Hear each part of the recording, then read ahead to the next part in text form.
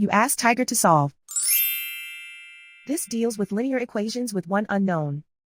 The final result is x equals 3. Let's solve it step by step. Simplify the expression. Expand the parentheses. Simplify the arithmetic. Group all x terms on the left side of the equation.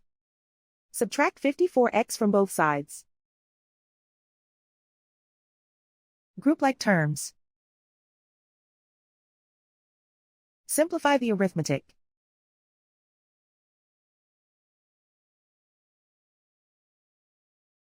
Group all constants on the right side of the equation. Subtract 144 from both sides. Simplify the arithmetic.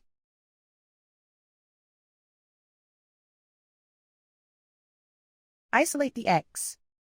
Divide both sides by -48. Cancel out the negatives. Simplify the fraction. Cancel out the negatives.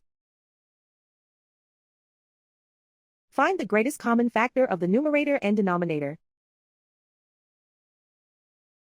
Factor out and cancel the greatest common factor. And so the final result is x equals 3.